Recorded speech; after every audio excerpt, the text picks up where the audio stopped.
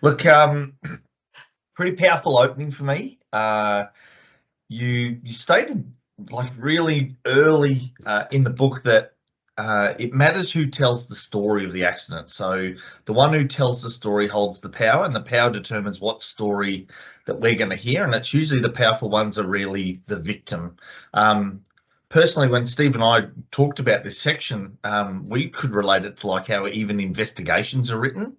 So can you explain to the community, like, explain a little bit about that? The one who tells the story holds the power.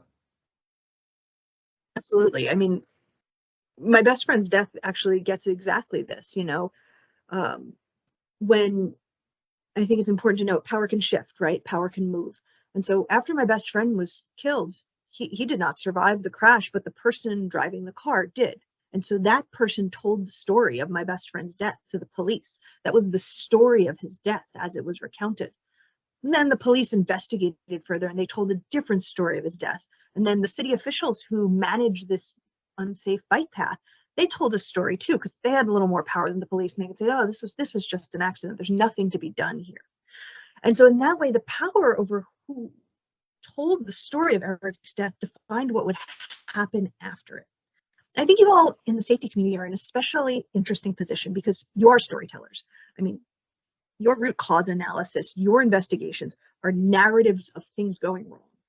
And the narrative you construct is ideally the thing that defines what happens next, right?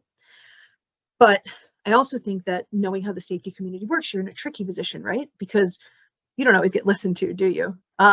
Your power is limited within the organization you're working in, within that organization's bottom line, within how much the CEO actually cares, and a lot of other things.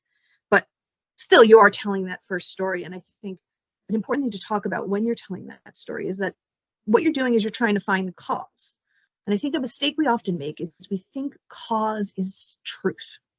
But cause is not truth. Cause is an opinion about hindsight. And hindsight, what should have been done is rarely insight.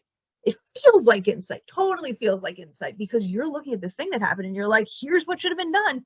I'm so smart. Everyone feels that, right?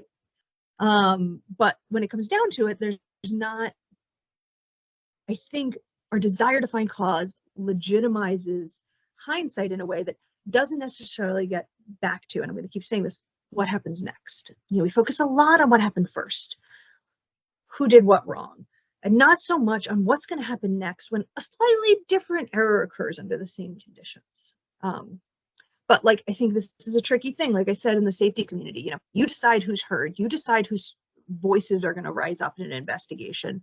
But this is maybe a challenge, but you also decide who you're beholden to. So, you might be getting paid by someone who would prefer a behavioral solution to an incident than a systemic one. And you might find cause accordingly because you want to keep your job. And that is often a tricky line to walk, because you're going to find cause based on what you have the power to change. And often you only have the power to change the rules or the procedures or how people are told what to do. Which is to say, with full solidarity, the safety community is constantly in a tricky position of knowing how things go wrong and being beholden to the way the system works. Brilliant, Jessie. That was absolutely brilliant. That's exactly how people feel. Just when you were talking about there, we do have the power to share the story, but we're also mindful that our organisations will say, hey, that's expensive or whatever. And